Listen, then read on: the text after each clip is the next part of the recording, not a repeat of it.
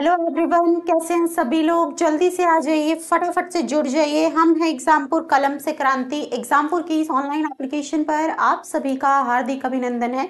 तो हम पढ़ रहे थे चैप्टर कौन सा, तो हमारा बोनस चैप्टर जो था हाइड्रोजन, जहां से आपको 1 या 2 सवाल मिल सकते हैं आपके पेपर में। ठीक है, तो उसके बारे में कुछ डिस्कशन हमने कल की। जो बचा हुआ सेक्शन है उसको हम आज डिस्कस करेंगे और आज हम इसको खत्म करने वाले हैं। तो हाइड्रोजन के वन शॉट का आज हमारा है पार्ट 2। ओके बच्चा, तो आज हमारा इसका पार्ट 2 है और ये जो पार्ट 2 है, ओके बच्चा, आज ये कंप्लीट हो जाएगा। तो ये चैप्टर हमारा आज हो जाएगा कंप्लीट। सभी लोग आ जाइए, जुड़ जाइए, फटाफट से सेशन को कर दीजिए शेयर। और अब है ना, बात करते हैं इस पर्टिकुलर चैप्टर के बारे में। जल्दी आओ। तो देखो बेटा क्या है कहानी। तो ये जो आपका वाटर है ना, हाइड्रोजन के अंदर हमने कल पढ़ा हाइड्रोजन के बारे में, हाइड्राइड्स के बारे में। आज की क्लास में हम बात करेंगे किसके बारे में बच्चा? आज की क्लास में हम बात करेंगे वाटर के बारे में और हाइड्रोजन पेरोक्साइड के बारे में। वाटर में आपका जो है हैवी वाटर आएगा, ठीक है, आपका जो है सॉफ्ट वाटर, हार्ड वाटर, कैसे हम हार्डनेस को रिमूव कर सकते हैं, ठीक है, वाटर की प्रॉपर्टीज क्या है, फिजिकल क्या है, केमिकल क्या है, ठीक है, कहाँ हम यूज करते हैं। ओके, देन आपके पास आएगा हाइड्रोजन पेरोक्साइड को आप कैसे बना सकते हैं, कहाँ पर हाइड्रोजन पेरोक्साइड के यूजेस हैं, रिएक्शंस कौन सी देखने को मिलेंगी आपको पेरोक्साइड के केस में, ठीक है। ये सब चीजें और जो है हमें इस पर्टिकुलर चैप्टर में पूछी जा सकती है। यहाँ से सवाल जो है हमसे किया जा सकता है। ओके, तो तैयार हो सभी लोग? आ जाओ बेटा। तो आज चर्चा शुरू करेंगे पानी से, जल से। जो जल आप पीते हैं, जिसके बिना जीवन अस्त व्यस्त हो सकता है, उसी जल के बारे में आज हम थोड़ा सा डिटेल में करेंगे डिस्कशन। ओके बेटा, तो हमारे शरीर में आप सब जानते हो कि वाटर का इंटेक बहुत ज्यादा जरूरी है। तो ह्यूमन बॉडी में बच्चा ऑलमोस्ट 65% पानी होता है। पानी के बिना, खाने के बिना फिर भी 1-2 दिन काम चल सकता है, लेकिन पानी के बिना बच्चा काम नहीं चलता है। तो हमारी ह्यूमन बॉडी में 65% जो है वो किसने ऑक्यूपाई किया हुआ है? तो कम से कम जो है 65% हमारे इंसानी शरीर के अंदर पानी पाया जाता है। प्लांट्स जो हैं, तो ज्यादातर प्लांट्स के अंदर 95% जो है वो वाटर है। 95% जो है बच्चा आपका प्लांट्स के अंदर क्या पाया जाता है? 95% प्लांट्स के अंदर वाटर मिलता है आपको, ठीक है। क्या मिलता है? पानी मिलता है। तो ये वाटर हमारा जीने के लिए बहुत ज़्यादा ज़रूरी है। ना सिर्फ लिविंग बींग्स में प्रेजेंट है, इसका रेशो हम जानेंगे किस तरीके से ये हमें मिल रहा है, ठीक है, कितना कितना कहाँ मिलता है, इसका डिस्ट्रीब्यूशन कैसे है। तो ओशियंस में बच्चा पाया जाता है 97.33%। तो पानी जितना भी हमारा यूनिवर्स में है, तो इस अर्थ पर जितना भी पानी है, तो उसका जो सबसे बड़ा अमाउंट जो मिलता है बच्चे वाटर का, वो हमारा मिलता है समुद्र में, ओशियन में। कितना मिलता है? तो 97.33% जो है वाटर ओशियंस में पाया जाता है। लेक्स में मिलता है 0.008%। कितना मिलता है? तो लेक्स में आपको मिलेगा ये 0.008। ग्लेशियर्स जो है आपकी, है ना, पोलर आइस जहां पर है ना, पोल्स की बात करूं बच्चा, ग्लेशियर्स की बात करूं, तो ये मिलता है 2.04%। कहां पर? पानी ग्लेशियर्स में पाया जाता है। ग्लेशियर्स में है कितना? 2.04%।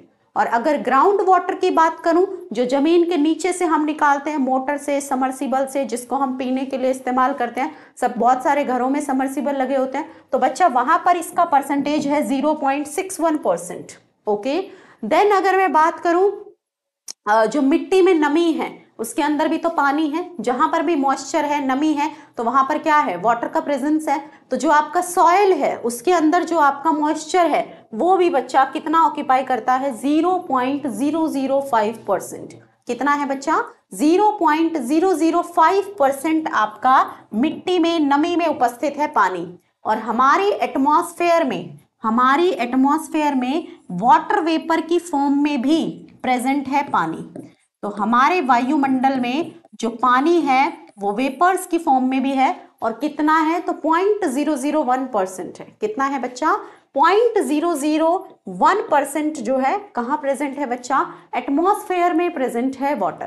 क्लियर हो गई बात? जल्दी बोलो। तो ये हमारा वाटर का था डिस्ट्रीब्यूशन। ओके, कैसे कैसे, तो ओशियन में सबसे ज्यादा, पीने वाला जो है बहुत कम है, ठीक है। जैसा कि आप देख रहे हो, कौन सा हम पीते हैं, पीते कौन सा है हम, तो ग्राउंड वाटर को हम यूज करते हैं, है ना, रिवर वाटर को यूज करते हैं, ठीक है। तो उसका परसेंटेज बहुत कम है, पानी तो बहुत ज्यादा है, ठीक है, लेकिन वो हमारे लिए पीने वाला जो है उसका कंटेंट कम है। ओके, वो उतना अवेलेबल नहीं है, ठीक है। समुद्र का हम पीते तो है नहीं। नेक्स्ट बात आती है बच्चा इसके भौतिक गुणों के बारे में। अगली चर्चा हम करेंगे किसके बारे में, भौतिक गुणों के बारे में, ठीक है।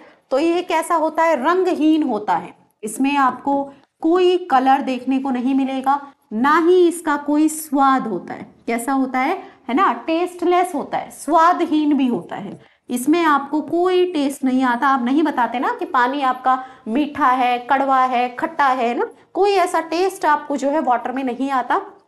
अब ये मत बोलना कि मैम बिस्लरी का जो वाटर है उसका टेस्ट अलग है ना, बहुत सारे लोग बोलेंगे मैम बिस्लरी के पानी का अलग टेस्ट होता है, किनले वाली बॉटल का अलग होता है, ठीक है। सबका अपना अलग अलग ब्रांड का जो है अलग अलग पानी का टेस्ट है। हमारे आरओ का अलग होता है, घर के कुएं में से जो निकलता है, नल से आता है, उसका अलग होता है। तो बच्चा वो वाटर का टेस्ट नहीं है, ठीक है, वो उसके अंदर जो घुली हुई चीजें हैं उसकी वजह से स्वाद बदलता है। ओके, ठीक है। चलिए, हाइड्रोजन बॉन्डिंग जो है बच्चा पाई जाती है पानी में, कहां पर, लिक्विड स्टेट में और सॉलिड स्टेट में, ठोस अवस्था में और तरल अवस्था में। वाटर के अंदर आप क्या देख सकते हैं, ऑक्सीजन से जुड़ा हुआ हाइड्रोजन है, हाइड्रोजन बॉन्डिंग देख सकते हैं। और हाइड्रोजन बॉन्डिंग एक सिग्निफिकेंट जो है फोर्स है, ठीक है, जिसने जहां पर बॉन्ड्स को बांध कर रखा हुआ है बच्चा, ठीक है। तो ये जो हाइड्रोजन बॉन्डिंग है ये किसके लिए रिस्पॉन्सिबल है, तो हाई फ्रीजिंग पॉइंट के लिए रिस्पॉन्सिबल है। किसके लिए रिस्पॉन्सिबल है, हाई फ्रीजिंग पॉइंट के लिए रिस्पॉन्सिबल है, ठीक है। इसी हाइड्रोजन बॉन्डिंग की वजह से जो गलनांक बिंदु है, ठीक है, सॉरी, जो क्वंथनांक है वो भी क्या है बच्चा, हाई होता है। क्यों, ज्यादा एनर्जी चाहिए आपको हाइड्रोजन बॉन्ड्स को ब्रेक करने के लिए, ज्यादा एनर्जी आपको चाहिए हाइड्रोजन बॉन्ड्स को ब्रेक करने के लिए। डेल्टा एच फ्यूजन जो है, फ्यूजन इंथैल्पी जो है पानी की, H2O की, वो ज्यादा पाई गई है H2S H2SC इन लोगों से। कारण क्या है, क्या कारण है, क्या रीजन है बच्चा, ठीक है। H2S H2SC इनके कंपैरिजन में जो है फ्यूजन इंथैल्पी जो है आपकी वाटर की वो ज्यादा पाई गई है। उसका क्या कारण है, तो उसका कारण है कि आपका वाटर में जो है, ठीक है, हाइड्रोजन बॉन्डिंग है। तो स्ट्रॉन्ग फोर्सेस ऑफ इंटरैक्शन की वजह से आपको यहाँ पर ग्रेटर इंथैल्पी ऑफ फ्यूजन नजर आती है। क्या नजर आती है, ग्रेटर इंथैल्पी ऑफ फ्यूजन नजर आती है। H2S जो है, H2S जो है आपकी गैस फॉर्म में पाई जाती है, लेकिन वाटर आपका लिक्विड फॉर्म में मिलता है। उसका रीजन क्या है, तो उसका रीजन है हाइड्रोजन बॉन्डिंग। ये मैंने आपको पी ब्लॉक में भी चीजें बताई हैं, ठीक है। चले आगे, चलो बेटा, अब बात करते हैं किसके बारे में, इसी हाइड्रोजन बॉन्डिंग की वजह से पानी जो है इंटरैक्शन शो करता है किसके साथ, तो जितने भी ध्रुवीय मॉलिक्यूल्स हैं, जितने भी पोलर मॉलिक्यूल्स हैं, उन सब के साथ वाटर क्या शो करता है, इंटरैक्शन शो करता है। उन सब के साथ आपका पानी जो है वो क्या बना सकता है, वो जो है डिजोल्व होता है ना। जितने भी पोलर सॉल्वेंट है, अल्कोहल के अंदर वाटर मिलाओ तो बच्चा घुल जाता है, ठीक है, अल्कोहल के अंदर आपका पानी घुल जाता है। ओके बेटा, ठीक है। तो ये जो है डिजोल्वमेंट जो है इसका पोलर मॉलिक्यूल्स के साथ जो इंटरैक्शन है, जो विलयता है इसकी, वो किस वजह से है, वो हाइड्रोजन बॉन्डिंग की वजह से है। हाइड्रोजन बॉन्डिंग की वजह से ही जो भी कार्बोहाइड्रेट्स हमारी बॉडी में है, ठीक है, अल्कोहल जो है, ठीक है, इन सब चीजों में घुल जाता है। कार्बोहाइड्रेट में भी क्या होता है, ठीक है, कार्बन ऑक्सीजन होता है, ठीक है। तो हाइड्रोजन बॉन्डिंग की वजह से, कार्बोहाइड्रेट में प्रेजेंट ऑक्सीजन की वजह से, ठीक है, तो हाइड्रोजन आबंध बन सकते हैं। इसी वजह से ये कार्बोहाइड्रेट्स को भी डिसॉल्व कर लेता है। ओके, हमारी बॉडी में जितने भी सॉल्ट्स हैं, ठीक है, हमारी बॉडी में डाइजेशन के पर्पस के लिए कौन सी एसिड प्रोड्यूस होती है, तो HCl प्रोड्यूस होती है स्टमक में। तो वो लगातार अगर आप पानी नहीं पीते, लंबे वक्त तक कुछ खाते नहीं है, तो बॉडी में एसिड का कंटेंट बढ़ जाता है। उसका dilution is very very important. तो इसीलिए आपको जो है सजेस्ट किया जाता है कि टाइमली आपको पानी पीना इज बहुत जरूरी। ओके, तो नेक्स्ट आता है बच्चा इसका स्ट्रक्चर। अगर मैं स्ट्रक्चर की बात करूं तो कैसा स्ट्रक्चर होता है, बेंट स्ट्रक्चर होता है, sp3 हाइब्रिडाइजेशन है ना। ऑक्सीजन के पास 2 लोन पेयर और 2 बॉन्ड पेयर, ठीक है। लोन पेयर रिपल्शन की वजह से बॉन्ड थोड़ा झुक जाता है, 109 डिग्री 28 मिनट से 104.5 पर आ जाता है। क्रिस्टलाइन फॉर्म की बात करूं तो ये बर्फ की फॉर्म में पाया जाता है, क्रिस्टलाइन फॉर्म में, ठीक है। और क्या चीजें आती है बच्चा, अब जो आपकी बर्फ है वो पानी में तैरती है। ये सवाल बहुत बार पूछा जाता है कि why does ice floats on water, कि आपकी बर्फ पानी के ऊपर तैरती क्यों है, उसका कारण क्या है। तो बेटा जो बर्फ है वो पानी के ऊपर इसलिए तैरती है क्योंकि उसका क्या है, खोखला स्ट्रक्चर होता है। वो कैसी होती है, हल्की होती है, उसकी जो डेंसिटी है वो क्या होती है, कम होती है, किससे, वाटर के कंपैरिजन में। और ये कॉन्सेप्ट बहुत ज़रूरी है आपके किसके लिए, एक्वेटिक एनिमल्स के लिए। जानते हो जो समुद्र में जीव जंतु रहते हैं, नदियों में, ठीक है, तो जब आपकी बहुत सर्दी होती है तो क्या होता है, सरफेस के ऊपर है ना, ठंडा टेम्परेचर होने की वजह से बर्फ जम जाती है और वो बर्फ वहां पर इंसुलेटर का काम करती है, ठीक है। उस बर्फ की परत के जम जाने की वजह से वो पानी को कवर कर लेती है और जो नीचे जीव जंतु है वो सुरक्षित रह पाते हैं। तो ये एक बहुत बड़ा फैक्टर है जिसकी वजह से एक्वेटिक लाइफ जो है वो चलती है। तो देखो भगवान ने कितना कुछ सोचा है सबके लिए, है ना, कि ठंड में उनके लिए हम लोग तो कंबल रिजाई ओढ़ लेते हैं, ठीक है, और जिससे कि हम सर्दी से बच जाते हैं। हम तो अपने सो जुगाड़ करते हैं, ठीक है, हीटर लगाते हैं, ये करते हैं, बट उन लोगों के पास तो ऐसा कुछ नहीं है। तो उनके लिए जुगाड़ ऊपर वाले ने करके दिया है, ठीक है। बर्फ के तो घर भी होते हैं, है ना बच्चा। तो बर्फ जो है वो क्या करती है, वहां पर है ना सरफेस पर जमा हो जाती है और सरफेस पर आइस डिपॉजिट हो जाती है। नीचे जो आपके वहां पर, ठीक है, पानी में जो जीव जंतु रहते हैं वो आराम से वहां पर रह पाते हैं। तो क्रिस्टलाइन फॉर्म में, आइस की फॉर्म में पाया जाता है। सर्दियों में यही आइस जो है सरफेस पे जो है जमने की वजह से नीचे जो एक्वेटिक लाइफ है वो डिस्टर्ब नहीं होती है, ठीक है। नीचे की जो पानी में रहने वाले जीव जंतु हैं वो अच्छे से रह पाते हैं। अगला देखो, ऑक्सीजन टेट्राहेड्रली सराउंड होता है, चार Each oxygen is tetrahedrally surrounded by 4 other oxygen। अगर आप आइस का स्ट्रक्चर देखोगे तो उसमें हर एक ऑक्सीजन 4 ऑक्सीजन से जुड़ा होता है, ठीक है।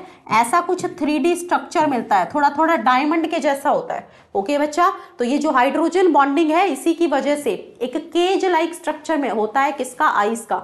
बहुत ज्यादा छिद्र, बहुत ज्यादा खाली जगह आपको देखने को मिलेगी किसके स्ट्रक्चर में, आइस के स्ट्रक्चर में। और ये जो बहुत ज्यादा खाली जगह है ये किसके लिए रिस्पॉन्सिबल होती है बच्चा, ये बहुत ज्यादा खाली जगह आइस के स्ट्रक्चर में रिस्पॉन्सिबल होती है किसके लिए, उसकी डेंसिटी को बहुत ज्यादा कम करने के लिए, उसको हल्का बनाने के लिए। अब कोई चीज खोखली होगी तभी तो हल्की होगी, अगर वो अंदर से जो है बहुत ज्यादा भरी हुई होगी तब तो वो भारी हो जाएगी। इसलिए हम, आप लोगों ने देखा होगा, ठीक है, बच्चों की इतनी बड़ी बड़ी बॉल्स आती है, उसके अंदर सिर्फ हवा भरी होती है, वो बहुत लाइट वेट होती है ना। और पत्थर को उठा लो वो कितना भारी होता है, छोटा सा पत्थर कितना भारी, इतनी बड़ी बॉल हल्की सी, क्यों, क्योंकि जो बॉल है वो अंदर से खाली है, होलो है, ठीक है, इस वजह से। और पत्थर में वजन क्यों है, क्योंकि पत्थर का साइज बेशक छोटा है लेकिन उसके अंदर जो है पार्टिकल्स बढ़िया तरीके से भरे हुए हैं, ठीक है, इसी वजह से उसका मास ज्यादा है। वही कॉन्सेप्ट है यहाँ पर। आपकी आइस हल्की होती है क्योंकि उसका स्ट्रक्चर अगर आप जो है स्टडी करोगे तो देखोगे तो बहुत ही ज्यादा केज लाइक स्ट्रक्चर होता है, बहुत ज्यादा खाली जगह होती है उसके स्ट्रक्चर में। ओके, चले आगे। केमिकल प्रॉपर्टीज की अगर बात करूं, रासायनिक गुणों की बात करूं, तो आपका पानी जो है बच्चा एम्फोटेरिक नेचर दिखा सकता है।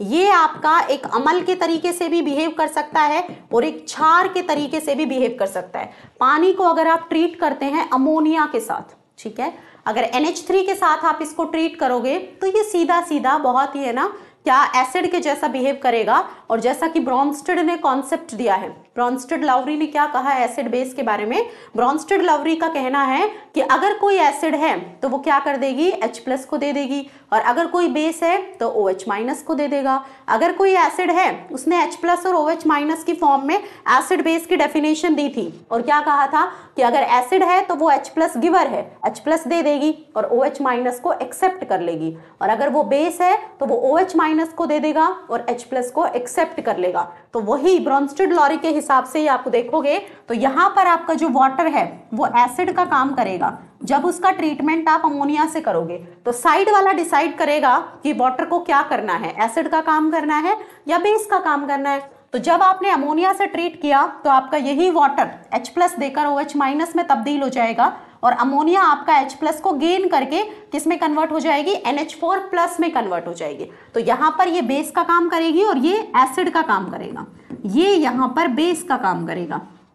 नीचे वाले में अगर आप वाटर को ट्रीट करते हो H2S के साथ, है ना, अगर आप डाइहाइड्रोजन सल्फाइड के साथ इसको ट्रीट करोगे, अब वाटर जो है क्या करेगा, बेस का काम करेगा, तो H+ को लेने का काम करेगा H3O+, और ये यहाँ पर एसिड का काम करेगी, H+ को देने का काम करेगी और क्या बना लेगी, SH-। इस तरीके से वाटर की दोनों तरीके की रिएक्शंस आपको देखने को मिलती है। वाटर जो है आपकी रिडॉक्स अभिक्रियाएं भी दिखाता है, जिसमें वो ऑक्सीडेशन और रिडक्शन भी करता है। देखो बहुत सारे जो है रिएक्टिव मेटल्स के साथ अगर आप वाटर को ट्रीट करते हैं तो वो आपको बेस दे देता है, ठीक है, और साथ में क्या देता है, हाइड्रोजन गैस लिबरेट करता है। फॉर एग्जाम्पल, मैंने एग्जाम्पल के लिए लिखी है आपके सामने इक्वेशन, अगर वाटर को आप ट्रीट करते हो सोडियम से तो क्या बना लेता है, सोडियम हाइड्रोक्साइड यहाँ पर बन जाता है और साथ में लिबरेट हो जाती है बच्चा कौन सी गैस, हाइड्रोजन गैस। तो हाइड्रोजन गैस को लिबरेट करता है वाटर सोडियम के साथ ट्रीट होकर। देखो इसको 0 से +1 में पहुंचा दिया और खुद जो है +1 से 0 में चला गया। तो ये कैसी रिएक्शन थी, एक रिडॉक्स रिएक्शन थी। यहाँ पर देखूं बच्चा, तो इसको -2 से 0 में चला गया, यहाँ पर -2 से 0 में चला गया। क्लियर हो गई बातें, जल्दी बोलो बेटा, क्लियर हो गई। तो इस तरीके से रिडॉक्स रिएक्शंस भी आपका वाटर दिखाता है। अगर फ्लोरीन के साथ ट्रीट करोगे तो फ्लोरीन की इलेक्ट्रोनेगेटिविटी ज्यादा है, तो ये खुद क्या हो जाएगी, रिड्यूस हो जाएगी और इसको क्या कर देगी, ऑक्सीडाइज कर देगी। तो यहाँ पर भी एक रिडॉक्स रिएक्शन आपको देखने को मिली। आगे चलते हैं और नेक्स्ट बात करते हैं हाइड्रोलिसिस की, है ना। तो वाटर जो है बहुत सारी हैलाइड्स के साथ, है ना, बहुत सारी इनके साथ जो है रिएक्ट करके क्या बनाता है, ऑक्सी एसिड्स बनाता है। और हाइड्रोलिसिस हमने पढ़ा है पी ब्लॉक में, खूब भर भर के पढ़ा है, ठीक है। और क्या जाना बच्चा हमने वहां पे, हमने जाना कि सेम ऑक्सीडेशन स्टेट की क्या बनती है, ऑक्सी एसिड। यहाँ पर जैसे फास्फोरस है और ये आपका, ठीक है, P4O10 के अंदर किसमें है, +5 में है, तो इसी ऑक्सीडेशन स्टेट की H3PO4 आपको यहाँ पर मिल जाएगी। H3PO4 आपको यहाँ पर हाइड्रोलिसिस पर मिल जाएगी। N3- का अगर जो है नाइट्रोजन आपका N3- फॉर्म में है कहीं पर, तो वो क्या करेगा बच्चा, NH3 बना देगा हाइड्रोलिसिस पर। तो ये जो है हाइड्रोलिसिस की रिएक्शंस है वाटर की, क्या करता है, तो सेम उसी ऑक्सीडेशन स्टेट का ऑक्सी एसिड बनाता है। बताओ जरा, समझ में आई कहानी, जल्दी बोलो फटाफट से।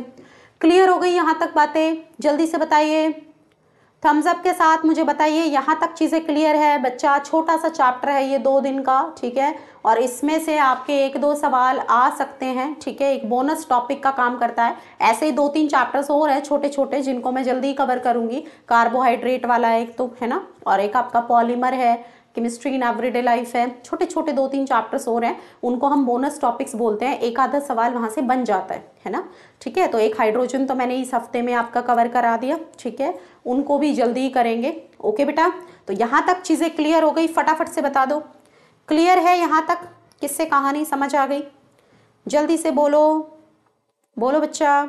सेशन को सभी लोग शेयर कर दो एक बार, सभी लोग शेयर कर दीजिए सेशन को जल्दी से फटाफट से।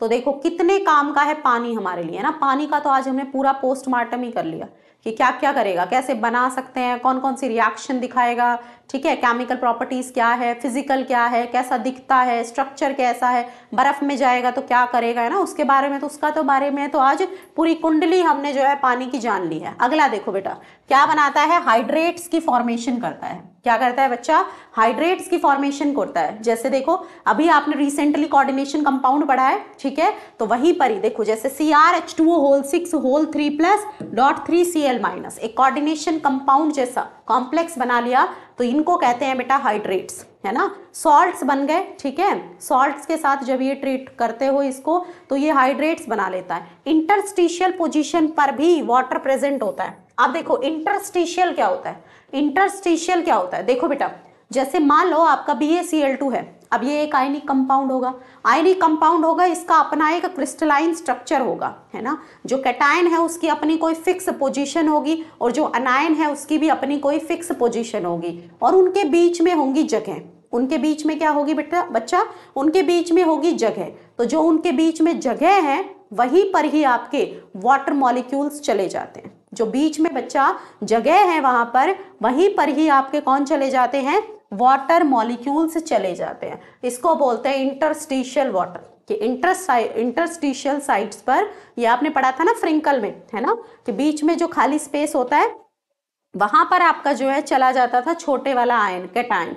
तो सेम उसी तरीके से क्रिस्टल के अंदर, है ना, बीच में जो कैटायन एनायन के बीच में जगह है, वहां पर जब जाकर वाटर मॉलिक्यूल्स बैठ जाए तो उसको इंटरस्टिशियल वाटर कहते हैं, जैसे BaCl2.2H2O। हाइड्रोजन बॉन्डिंग भी कर सकता है बच्चा, ठीक है, अगर आप इसको कंपाउंड्स के साथ ट्रीट करो। जैसे इधर देखो, आपने बहुत बार पढ़ा होगा कॉपर सल्फेट पेंटाहाइड्रेट, नीला थोथा इसको बोलते हैं, इसको नीला थोथा कहा जाता है ना। ये जो आपका नीला थोथा है, इसमें एक सवाल आपसे पूछा जा सकता है कि इसमें कितने वाटर मॉलिक्यूल हाइड्रोजन बॉन्डिंग में इन्वॉल्व है। ऐसा आपसे पूछा जा सकता है कि CuSO4.5H2O में कितने वाटर मॉलिक्यूल हाइड्रोजन बॉन्डिंग में इन्वॉल्व है। तो बेटा ये पता है एक कोऑर्डिनेशन कॉम्प्लेक्स है और इसके अंदर सिर्फ एक वाटर मॉलिक्यूल जो है वो वाटर ऑफ क्रिस्टलाइजेशन के तरीके से प्रेजेंट है, कोऑर्डिनेशन स्फीयर के बाहर प्रेजेंट है। जो कोऑर्डिनेशन स्फीयर के बाहर प्रेजेंट होगा सिर्फ वो हाइड्रोजन बॉन्डिंग में इन्वॉल्व हो सकता है। मेरी इस वाली बात को नोट डालकर लिख लो, ये सवाल आपसे पूछा जा सकता है। NCERT में भी दिया है, डीप जो है लाइनों में दिया है NCERT में। ओके बच्चा, तो नीला थोथा जो है आपका, तो CuSO4, ठीक है, .5H2O के अंदर ये स्ट्रक्चर होता है CuSO4.5H2O का।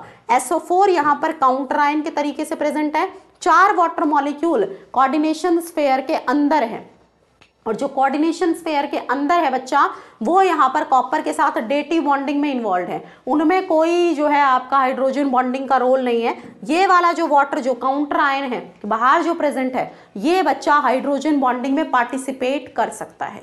तो ये यहाँ पर हाइड्रोजन बॉन्डिंग में पार्टिसिपेट करेगा। थम्स अप के साथ बता दो किस किस को ये सवाल समझ में आ गया, बोलो बेटा, किस किस को ये क्वेश्चन समझ में आ गया।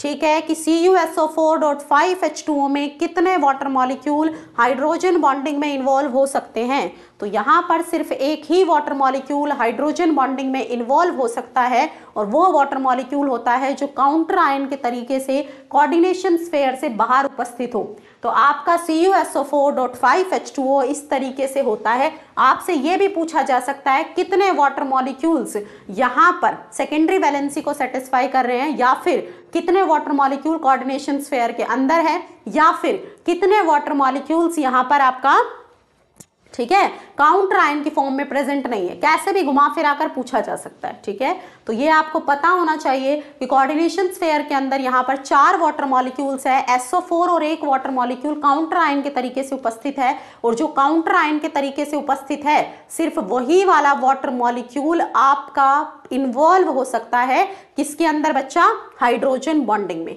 अगला देखो, अब बात आती है हार्ड वाटर की।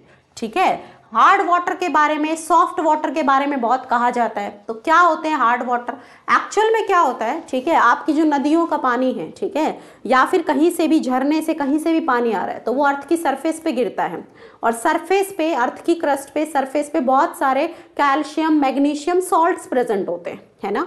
तो वो कैल्शियम मैग्नीशियम सॉल्ट्स आपके पानी के अंदर घुल जाते हैं। ठीक है, तो इन्हीं कैल्शियम मैग्नीशियम सॉल्ट्स के पानी के अंदर घुलने की वजह से बनता है पानी कैसा, हार्ड वाटर। कैसा वाटर बन जाता है, हार्ड वाटर। तो हार्ड वाटर कुछ भी नहीं है, पानी के अंदर कैल्शियम मैग्नीशियम के सॉल्ट्स का घुलना है, और वो क्या बना लेते हैं वहां पर, हाइड्रोजन कार्बोनेट, क्लोराइड, सल्फेट, ऐसे लोग बन जाते हैं, है ना। तो कैल्शियम हाइड्रोजन कार्बोनेट, है ना, मैग्नीशियम हाइड्रोजन कार्बोनेट, ठीक है, मैग्नीशियम क्लोराइड, ठीक है, calcium chloride, calcium sulphate, magnesium sulphate, ये बन जाते हैं। तो पानी जब ऐसे सॉल्ट्स के साथ जो है घुल जाता है, डिसॉल्व हो जाता है, तो इनकी फॉर्मेशन होती है, और इनकी फॉर्मेशन की वजह से ही क्या बनता है बच्चा, यहाँ पर क्या बन जाता है, तो वाटर के अंदर ये अनवांटेड चीजें उपस्थित हो जाती है, जो उसको क्या बनाती है, हार्ड वाटर बनाती है। ठीक है, क्या बनाती है बच्चा, हार्ड वाटर बनाती है। ये जो हार्ड वाटर है, जैसा कि आपसे सामने लिखा है, ये क्या बनाता है यहाँ पर, तो ये यहाँ पर MgHCO3 है ना, CaHCO3 ऐसे लोगों का फॉर्मेशन, CaCl2, CaSO4, ये सब के बनने की वजह से आपका जो वाटर है वो कैसा हो जाता है बच्चा, हार्ड वाटर आपका हो जाता है। कोई भी जो है लेदर आपको नहीं देता ये सोप के साथ, है ना।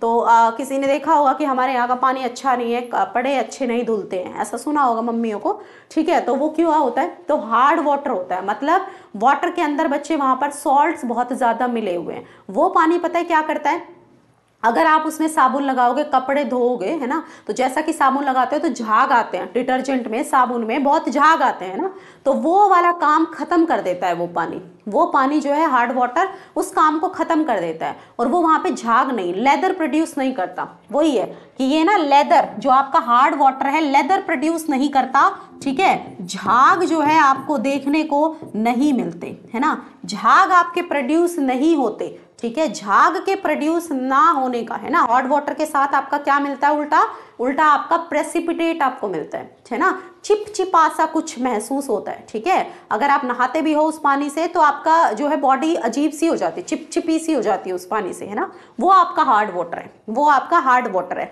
तो ना तो जो है साबुन झाग देगा उसमें, उल्टा क्या हो जाएगा, प्रेसिपिटेशन। कैसे हो जाएगा, तो हम सब जानते हैं ये हमारा सोप का, साबुन का फॉर्मूला है, इसको सोडियम स्टीरेट कहते हैं। जब ये कैल्शियम सॉल्ट या फिर मैग्नीशियम सॉल्ट के साथ ट्रीट होगा तो ये यहाँ पर क्या बना लेता है, ये यहाँ पर ये प्रेसिपिटेट बना लेता है, मैग्नीशियम स्टीरेट और सोडियम स्टीरेट बना लेता है, जो कि एक प्रेसिपिटेट है।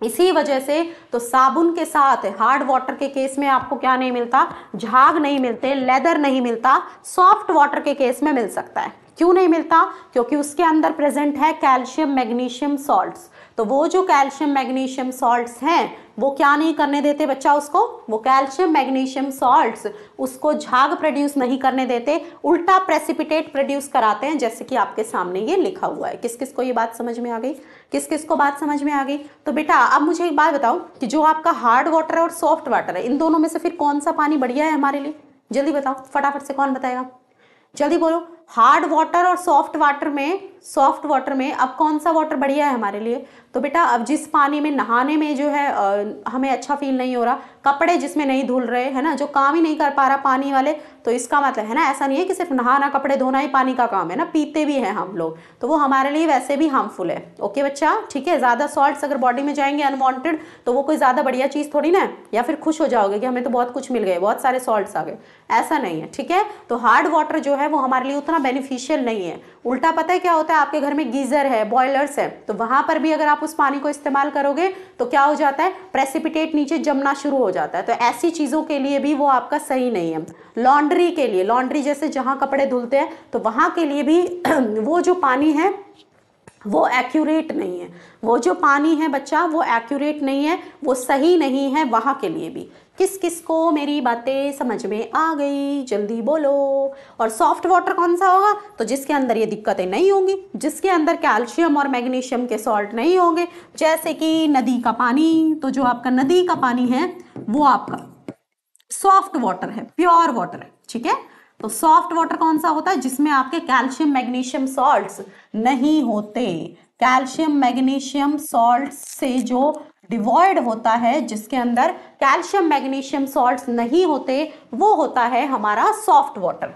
अगली बात हम करते हैं टेम्परेरी हार्डनेस को रिमूव करना। अब ये दिक्कत तो आ गई है ना, समस्या आ गई, अब हमें ढूंढना है समस्या का समाधान। और समस्या का समाधान हम कैसे ढूंढेंगे, तो अब हम करेंगे रिमूव हार्डनेस ऑफ वाटर को। वो हम कैसे कर सकते हैं, तो पहला तरीका टेम्परेरीली कैसे कर सकते हैं, कुछ वक्त के लिए, तो बच्चा बॉइलिंग कर सकते हैं, उबाल सकते हैं, ठीक है। उबालने से क्या होगा बेटा, तो जो आपका मैग्नीशियम हाइड्रोजन कार्बोनेट है, आपका कैल्शियम हाइड्रोजन कार्बोनेट है, जब आप बॉयल करोगे, हीट करोगे, तो वो किस में कन्वर्ट हो जाएगा, मैग्नीशियम हाइड्रोक्साइड और कार्बन डाइऑक्साइड में। ये किस में कन्वर्ट हो जाएगा, कैल्शियम कार्बोनेट में, वाटर में और कार्बन डाइऑक्साइड में। ओके, इससे क्या फायदा हुआ, इससे क्या फायदा हुआ, तो बच्चा यहां पर जो आपको मैग्नीशियम हाइड्रोक्साइड और कैल्शियम कार्बोनेट मिलेंगे, ये पता है कैसे हैं, ये पानी में घुलेंगे नहीं, ये इनसॉल्युबल है, तो ये प्रेसिपिटेट आउट हो जाते हैं, बाहर निकल जाते हैं, और गैस तो उड़ी जाएगी, गैस तो बच्चा यहाँ से उड़ी जाएगी। तो ये तरीके हैं जिनसे हम क्या कर सकते हैं, वाटर की हार्डनेस को रिमूव कर सकते हैं, है ना। इन तरीकों से भी हम वाटर की हार्डनेस को रिमूव कर सकते हैं। अगला आता है क्लार्क का तरीका, और क्लार्क ने क्या ऐड किया, लाइम। क्लार्क ने क्या ऐड किया, लाइम। लाइम जो कि था आपका कैल्शियम हाइड्रोक्साइड, उसने लाइम ऐड करके भी हार्डनेस को रिमूव किया। कैसे? तो उसने आपका कैल्शियम हाइड्रोजन कार्बोनेट और मैग्नीशियम हाइड्रोजन कार्बोनेट को अगर जब उसने लाइम के साथ ट्रीट किया, लाइम को ऐड किया, तो वहां पर रिएक्शन हो गई और वो किस में बदल गए? वो कार्बोनेट्स में बदल गए। और कार्बोनेट भी आप सब लोग जानते हो कैसा होता है? इनसॉल्युबल होता है, प्रेसिपिटेट की फॉर्म में बाहर आपको मिल जाएगा। तो इस तरीके से भी उसने क्या किया? क्लार्क ने लाइम को ऐड करके भी आपके वाटर की हार्डनेस को रिमूव कर दिया। क्या कर दिया बच्चा? वाटर की हार्डनेस को रिमूव कर दिया। तो ये दो तरीके हैं जिनसे हम टेम्परेरीली क्या कर सकते हैं? वाटर की हार्डनेस को रिमूव कर सकते हैं। बता दो, दिमाग की बत्ती जल गई?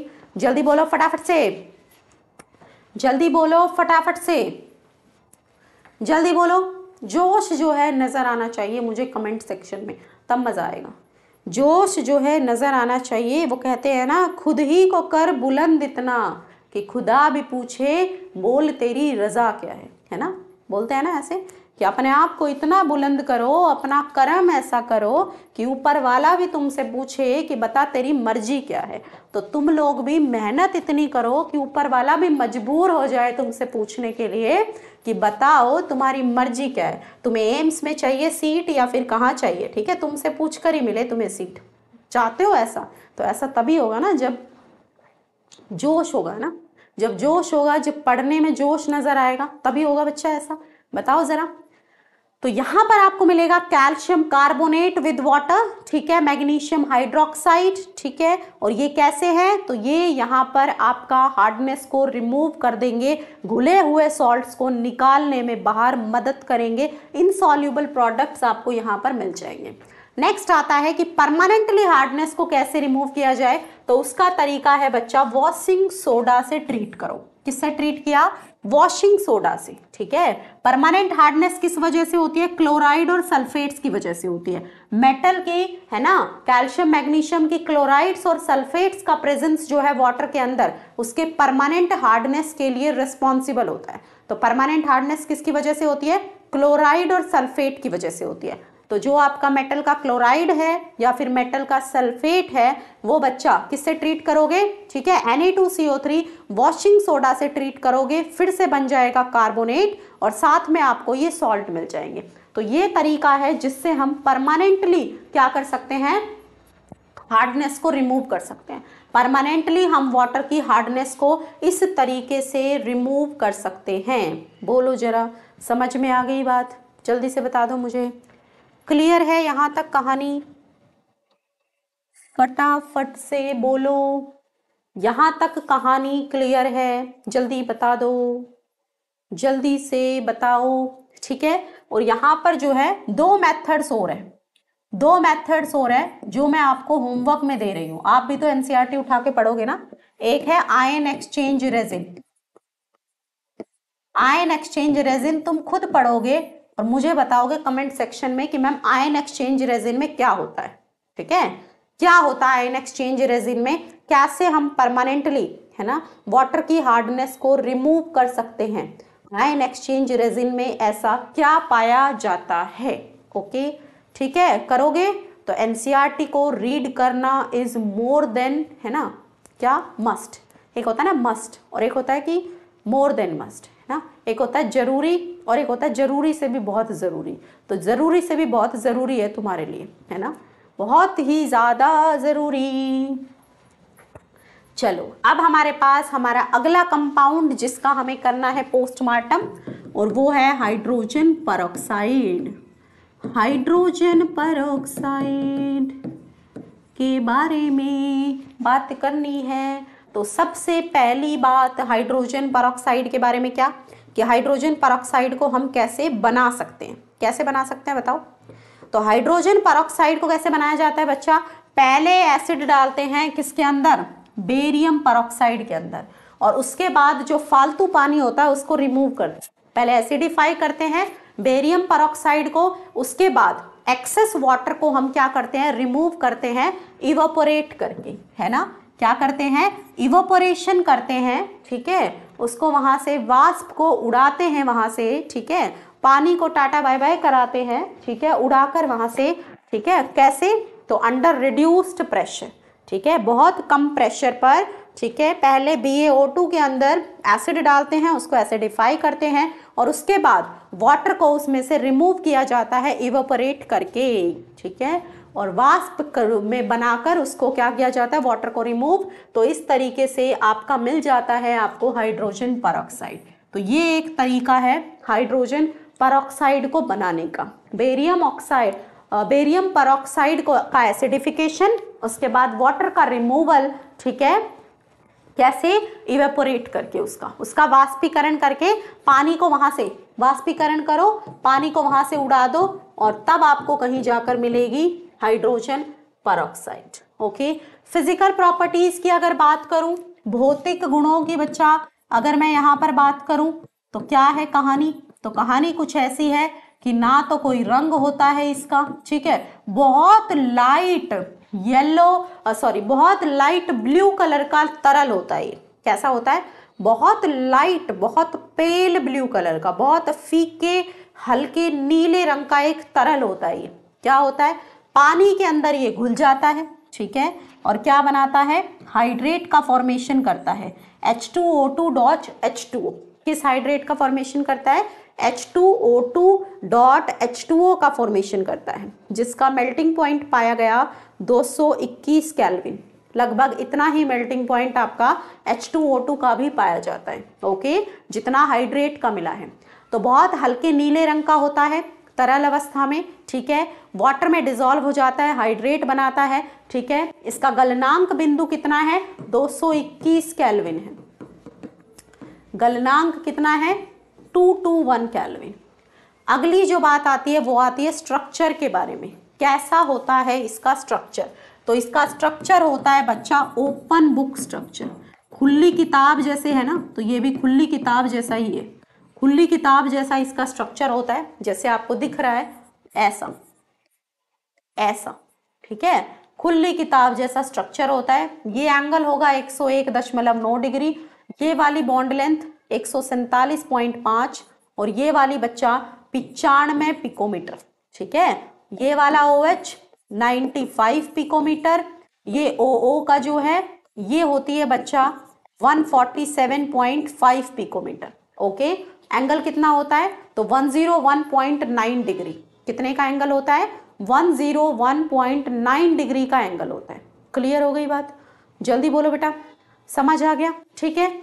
अब बात करते हैं इसकी केमिकल प्रॉपर्टीज की, इसके रासायनिक गुणों की बात करते हैं, रासायनिक गुणों की बात करते हैं। रासायनिक गुणों की बात करते हैं तो क्या, ऑक्सीडाइजिंग नेचर होता है इसका, कैसा होता है, ऑक्सीडाइजिंग नेचर, ये दोनों काम कर सकता है। पहली बात तो ये दोनों का काम कर सकता है। देखो परऑक्साइड में O2 माइनस है, ऑक्सीजन किसमें है, यहाँ पर -1 में है, तो -1 से 0 में भी जा सकता है और -1 से -2 में भी जा सकता है, दोनों तरफ ऑक्सीजन जा सकता है। खुद की ऑक्सीडेशन स्टेट को बच्चा बढ़ा भी सकता है और खुद की ऑक्सीडेशन स्टेट को घटा भी सकता है। तो कोई आपसे पूछ ले कि आपका हाइड्रोजन परऑक्साइड, ठीक है, ऑक्सीडाइजिंग और रिड्यूसिंग नेचर दोनों दिखा सकता है, कारण बताओ, बता पाओगे, जल्दी बोलो,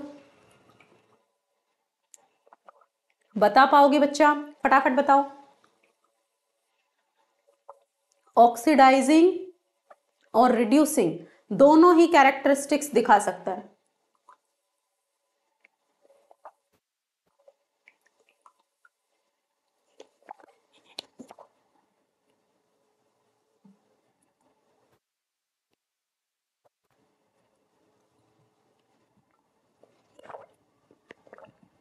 बोलो जरा, बता पाओगे, बिल्कुल बता पाएंगे। -1 में है, ठीक है, तो मिनिमम और मैक्सिमम के बीच में है, तो अपनी ऑक्सीडेशन स्टेट को बढ़ा भी सकता है और घटा भी सकता है, ठीक है, तो ऑक्सीडाइजिंग एजेंट का भी काम कर सकता है और रिड्यूसिंग का भी कर सकता है। देखो Fe2+ को Fe3+ में पहुंचा देता है, खुद चला गया वाटर में।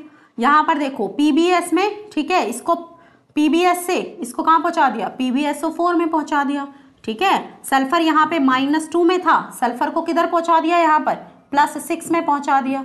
ओके बच्चा, ठीक है, और क्या किया, देखो बेसिक मीडियम में, ये एसिडिक मीडियम में था, बेसिक मीडियम में देखो मैंगनीज 2+ को मैंगनीज 4+ में पहुंचा दिया। मैंगनीज 2+ को बच्चा कहाँ पहुंचा दिया, मैंगनीज 4+ में पहुंचा दिया। ओके, रिड्यूसिंग नेचर की अगर बात करूं, अपचायक का भी काम कर सकता है। क्या करेगा, +5 से, है ना, देखो +5 नहीं, +7 से इसको +2 में पहुंचा दिया। ठीक है, रिड्यूस कर दिया, खुद -1 से चला गया 0 में, ऑक्सीजन दे दिया। खुद का ऑक्सीडेशन दूसरे का रिडक्शन भी कर सकता है, सामने है रिएक्शन एसिडिक मीडियम में। बेसिक में देखो आयोडीन को 0 से -1 में उसका रिडक्शन, और खुद -1 से 0 O2 में चला गया। ठीक है, अगर आप इसको बच्चा हल्का हीट कर दे, हल्की लाइट इसको मिल जाए, लाइट मिलने से क्या कर लेता है, खुद का डिकम्पोजिशन कर लेता है। तो हाइड्रोजन परऑक्साइड टूट जाता है किसमें, वाटर में और ऑक्सीजन में।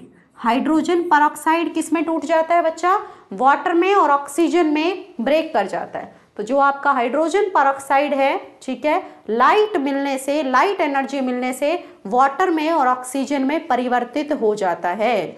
वाटर और ऑक्सीजन में क्या हो जाता है बच्चा, ब्रेक कर जाता है। ओके, ठीक है, तो ये रिएक्शन आपको देखने को मिलती है इसके डिकम्पोजिशन की। अब आते हैं इसके यूजेस, कहाँ कहाँ, तो ये जो बालों में कलर करवा के आते हैं ना, इतने सुंदर सुंदर, आजकल बड़ा फैशन चला है, यहाँ से है ना लाल निकलवा लेते हैं, थोड़े से 4-5 ऐसे ऐसे यूं इनको है ना ऐसे लाल करवा लेती है ना। कुछ लड़कियां ये जो पीछे वाले हैं है ना, इनको ऐसे यहाँ से आधे, पता नहीं क्या ही फैशन, इनको आधों को यहाँ से है ना पीले, है ना, येलो भी देखे मैंने, तो इवन येलो भी देखे है ना, येलो करा लेती है ना। पता नहीं ये जो कारनामे आप लोग करते हो है ना, बालों को कलर कराने के। ग्रीन भी, इवन ग्रीन कलर भी मैंने देखा है, ग्रीन करा लेना, बालों को येलो करा लेना, ये जो कलर चढ़वाते हो आप, ठीक है। और जो ब्लीच आप कराते हैं, ठीक है, फेस के हेयर्स की भी ब्लीच कराती हैं गर्ल्स, है ना। और बहुत सारे है ना, ऐसा नहीं है लड़के भी पीछे नहीं है आजकल, है ना, लड़के भी पूरे जो है कारस्तान है, लड़कों के लिए भी आजकल बहुत कुछ है। ठीक है, तो ऐसा नहीं है कि सिर्फ गर्ल्स के लिए ही है, लड़कों के लिए भी है। तो ये सारे कामों में मदद करता है आपका हाइड्रोजन परऑक्साइड। तो देख लो बेटा, ये जो हाइड्रोजन परऑक्साइड है आपके लिए कितना ज़्यादा है ना मददगार है। ये हाइड्रोजन परऑक्साइड आपके लिए कितना ज़्यादा मददगार है ना। लाल, नीले, हरे, पीले, है ना, इन सब कामों में भी काम आता है। ठीक है, अगला देखो, केमिकल्स बनाने के काम आता है, जैसे कि सोडियम परबोरेट। केमिकल बनाने के काम आता है सोडियम परबोरेट। कोई मुझे बता सकता है सोडियम परबोरेट का फॉर्मूला क्या होगा? Anyone in the class, what is sodium perborate? बताओ जल्दी, सोडियम परबोरेट का फॉर्मूला कमेंट सेक्शन में बताना, मुझे होमवर्क दे रही हूं। सोडियम परबोरेट का फॉर्मूला कमेंट सेक्शन में बताना, सोडियम परबोरेट का फॉर्मूला। ओके, बताओगे? ठीक है, टार्टरिक एसिड बनाने में, टार्टरिक एसिड किस में मिलती है? टमाटर में। टार्टरिक एसिड बनाने में यूज होता है, फार्मास्यूटिकल्स में यूज होता है, ब्लीचिंग एजेंट के लिए यूज करते हैं, पेपर, पल्प इंडस्ट्रीज में। ठीक है, ब्लीचिंग एजेंट का भी काम करता है आपका हाइड्रोजन परऑक्साइड। ओके बेटा, तो ये सारे हैं इसके यूजेस। उसके बाद बात आती है हमारी आखिरी चर्चा किसके बारे में? हैवी वाटर के बारे में। तो वाटर भारी कब हो जाता है? जब हाइड्रोजन को रिप्लेस कर देता है ड्यूटेरियम। जैसा कि हम सब जानते हैं कि हाइड्रोजन के आइसोटोप्स होते हैं, कौन सा? 1H1, 2D1, 3T1, ये हमारे हाइड्रोजन के आइसोटोप्स है। तो अगर हाइड्रोजन को रिप्लेस कर दे ड्यूटेरियम तो हमारे पास बन जाता है हैवी वाटर D2। ठीक है, इसको हम मॉडरेटर के तरीके से भी यूज करते हैं न्यूक्लियर रिएक्टर्स में, है ना। रिएक्शन बहुत ज्यादा स्पीड में हो रही है, स्पीड उसको जो है स्पीड को कंट्रोल करने के लिए न्यूक्लियर रिएक्टर में भी हम इसका हैवी वाटर का यूज करते हैं। बहुत सारी रिएक्शंस आपका हैवी वाटर दिखा सकता है, सेम उसी तरीके से रिएक्शंस दिखाता है जैसे कि वाटर के केस में आपको रिएक्शंस मिलती है, जैसे पानी के केस में आप रिएक्शंस देखते हैं, सेम उसी तरीके से बच्चे आपकी रिएक्शंस दिखाता है हैवी वाटर। देखो CaC2 कैल्शियम कार्बाइड के साथ आपका क्या मिल जाता है? ठीक है, C2D2 मिल जाता है। देखो C2H2 जैसे आपको मिलती है ना इथाइन, ऐसे ही यहाँ पर है ना हाइड्रोजन को ड्यूटेरियम ने रिप्लेस कर दिया। CaOD जैसे आपको CaOH होल ट्वाइस मिलता था, वैसे ही यहाँ पर CaOD होल ट्वाइस, दिखने में अटपटा है वैसे ही रिएक्शन। जैसे H2SO4 मिलती थी, यहाँ D2SO4 मिल जाता है। जैसे CH4 बनता था, ठीक है, तो यहाँ पर क्या बन गया, CD4 बन गया। ALOH होल थ्राइस बनती थी, इधर क्या बन गया, ALOD होल थ्राइस बन गया। तो ये सारी हमारी रिएक्शंस है। वाटर के तरीके से ही रिएक्शंस हमारा दिखाता है कौन, हैवी वाटर। और इसके साथ ही इस पर्टिकुलर चैप्टर की हो गई है फिनिशिंग। तो ये यहाँ पर हमारा हो गया है समाप्त, है ना। तो छोटा सा चैप्टर था 2 दिन का, ठीक है, और बहुत कुछ जो है इसमें नहीं था। 1-2 सवाल इसमें से आपके बन सकते हैं, ठीक है, तो इसको पढ़ लो एनसीईआरटी से। वैसे मैंने एनसीईआरटी की हर एक लाइन को टच करते हुए आपको सारी चीज़ें समझाने की कोशिश की है और बहुत लाइट मोड आप लोगों के लिए रखा है। ऐसा कोई बहुत भारी भरकम बातें हमने नहीं की, बहुत सिंपल लैंग्वेज में आपको समझाने की कोशिश की है। जितना भी कुछ आपने पढ़ा है वो सब हम पढ़ चुके हैं कहीं ना कहीं, ठीक है, कहीं ना कहीं बच्चा वो पहले मैं आपके साथ डिस्कस कर चुकी हूँ। अब फटाफट से मुझे कमेंट करके बता दो मज़ा आया या नहीं आया, जल्दी बताओ, मज़ा आया या नहीं आया चैप्टर को पढ़ने में, बताओ। बत्ती जली या नहीं जली, जल्दी बताओ। जल गई बत्ती, बोलो फटाफट से, बत्ती जली या नहीं जली दिमाग की, जल्दी बोलो बेटा, फटाफट से बता दीजिए, जल्दी से, फटाफट से बोलिएगा, बता दो। बत्ती जली, चलिए जल गई बत्ती, बहुत बढ़िया बात है। चलो बेटा अब इधर आ जाओ।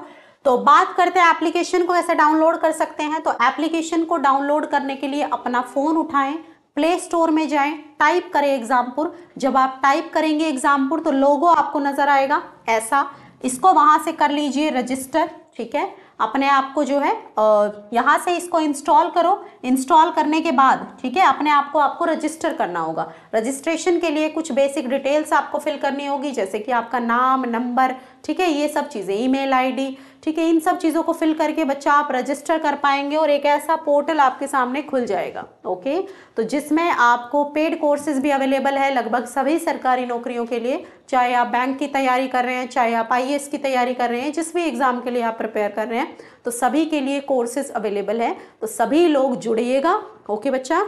और अपने आसपास में जो भी बच्चे तैयारी कर रहे हैं उनको इस बारे में कन्वे कीजिए, बताइए उनको कि किस तरीके से एप्लीकेशन परिवार का हिस्सा बन सकते हैं, कैसे मिनिमल प्राइसेस में कोर्स एग्जामपुर से परचेज करके वो अपनी तैयारी को यहाँ से यहाँ पहुँचा सकते हैं, एक बहुत अच्छे लेवल पर वो अपनी तैयारी को ले जा सकते हैं। और इसके साथ ही अब मैं लेती हूँ आप लोगों से अलविदा। हाइड्रोजन को हमने कर दिया है टाटा बाय बाय। तो मज़ा आया आप लोगों को, जल्दी फटाफट बताओ, मज़ा आया चैप्टर को पढ़ के, बोलो, कॉन्फिडेंस आया, मज़ा आया। तो जो भी बातें की, देखो कितना हल्का लाइट मोड में हमने इस चैप्टर को कंप्लीट कर लिया। छोटा सा चैप्टर था, ज़्यादातर बातें वही थी, पुरानी बातें केमिस्ट्री की, तो जो आपने पढ़ी हुई भी थी, आधी अधूरी चीज़ें जो है आप जानते थे, उनको बस आपको पूरे तरीके से बताने की मैंने पूरी कोशिश यहाँ पर की है। ओके, क्लियर हो गई मेरी बातें, जल्दी बोलो। चलो तो बच्चा सभी को मेरी तरफ से टाटा बाय बाय, नमस्कार, जय हिंद।